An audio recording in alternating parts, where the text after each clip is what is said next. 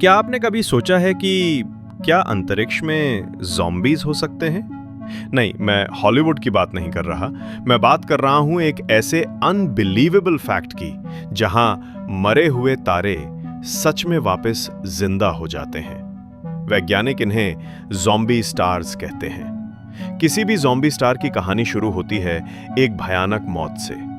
जब एक विशाल तारा अपनी सारी ऊर्जा खत्म करता है, तो वो एक विशालकाय विस्फोट के साथ मरता है, जिसे हम सुपरनोवा एक्सप्लोजन्स कहते हैं।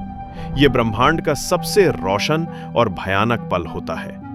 इस विस्फोट के बाद तारे का केंद्र एक छोटे बिंदु में सिमट जाता है और वो एक न्यूट्रॉन स्टार बन जाता है।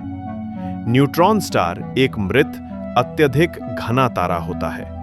इसे आप तारे की ज़ॉम्बी बनने से पहले की अवस्था मान सकते हैं। अब इस मृत न्यूट्रॉन स्टार को अगर कोई जिंदा पड़ोसी तारा मिल जाए, तो शुरू होती है चोरी। अपनी भयानक ग्रेविटी का इस्तेमाल करके न्यूट्रॉन स्टार उस जिंदा तारे से गैस और सामग्री को चुराकर अपनी सतह पर जमा करना शुरू कर देता है। ये बिल्कुल किसी ज़ॉम्बी द्वारा शिकार करने जैसा है। जैसे ही ये चोरी की हुई ऊर्जा मृत न्यूट्रॉन स्टार पर गिरती है, ये उसे वापस किक स्टार्ट दे देती है। अब ये केवल एक साधारण मरा हुआ तारा नहीं रहा, अब ये है एक ज़ॉम्बी स्टार।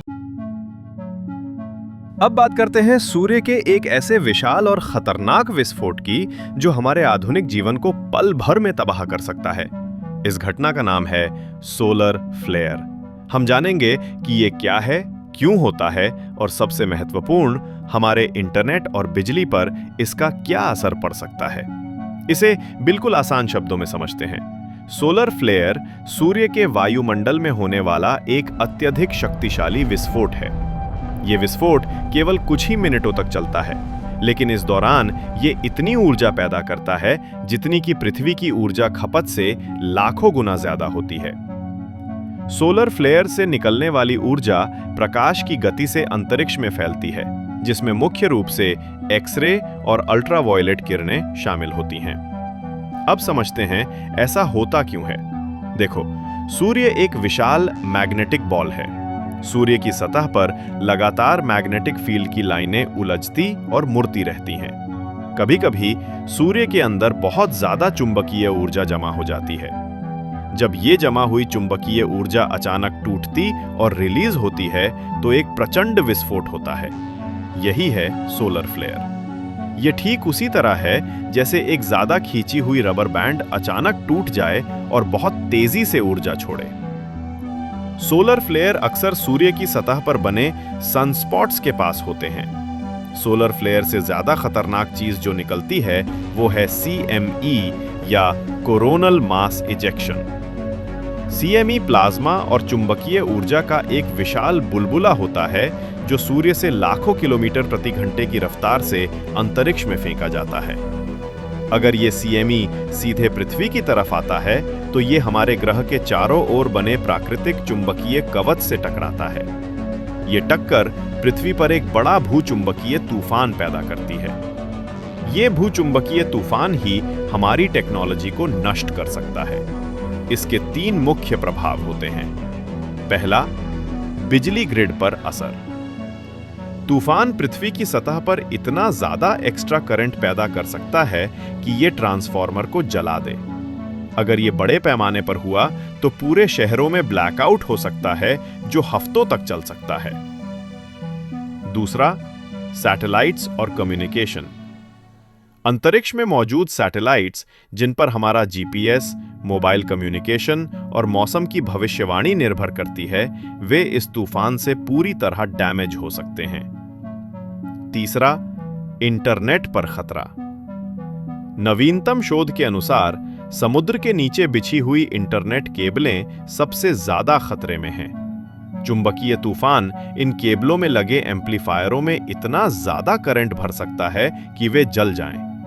इससे पूरे महाद्वीपों के बीच का इंटरनेट कनेक्शन पूरी तरह से टूट सकता है, जिससे महीनों तक ग्लोबल कम्युनिकेशन रुक जाएगा। हम सब जानते हैं कि अंतरिक्ष में सन्नाटा होता है। वहां हवा नहीं है, इसलिए आवाज ट्रैवल नहीं कर सकती। लेकिन क्या हो अगर मैं कहूं कि हमारा सूर्य लगातार एक धीमी गहराई वाली आवाज निकाल रहा है? जी हां, आज हम जानेंगे कि वैज्ञानिक सूर्य की उस आवाज को कैसे रिकॉर्ड कर पाए हैं जिसे इंसान सीधे सुन नहीं सकते। ये आवाज ब्रह्मांड के नियमों को कैसे तोड़ती है? सूर्य एक विशाल प्लाज्मा बॉल है जो लगातार कंपन कर रहा है। ये कंपन लाखों ध्वनि तरंगे पैदा करता है।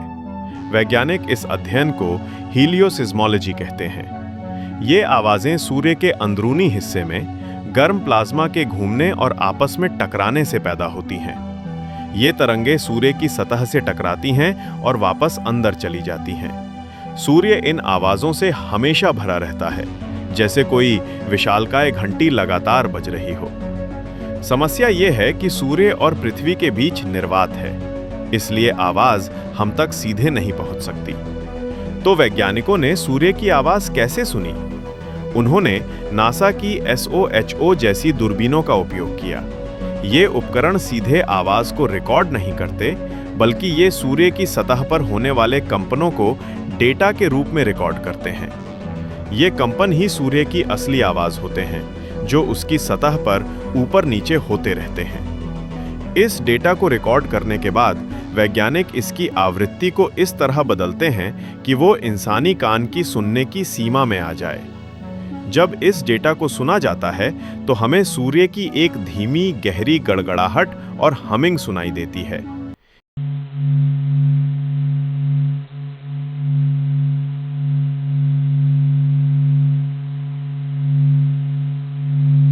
ये आवाज ब्रह्मांड की सबसे शक्तिशाली और प्राचीन आवाजों में से एक है, जो हमें सूर्य के अंदरूनी रहस्यों के बारे में बताती है। क्या आप जानते हो, जो हम देख सकते हैं, तारे, ग्रह, नेबुला और आकाशगंगाएं, ये सब सिर्फ 15% हैं पूरे ब्रह्मांड का। बाकी 85% क्या है? एक ऐसी चीज जो ना रोशनी देती है, ना रोशनी रोकती है, और फिर भी पूरे ब्रह्मांड को अपने कब्जे में लिए हुए है। उसी को कहते हैं डार्क मैटर। 1950 के दशक में जब वैज्ञानिकों ने आकाशगंगाओं का अध्ययन किया तो उन्होंने कुछ अजीब देखा।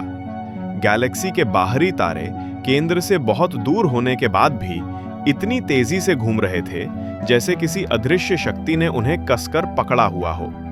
अगर केवल विजिबल मैटर होता तो ये तारे कब के अंतरिक्ष में उड़ गए होते।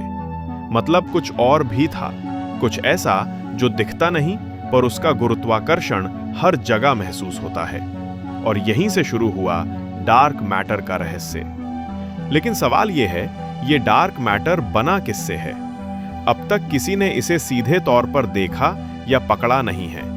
वैज्ञानिकों के अनुसार ये कुछ VIMPs यानी वीकली इंटरैक्टिंग मैसिव पार्टिकल्स हो सकते हैं, या शायद एक्सियॉन्स नाम के अनजाने कण।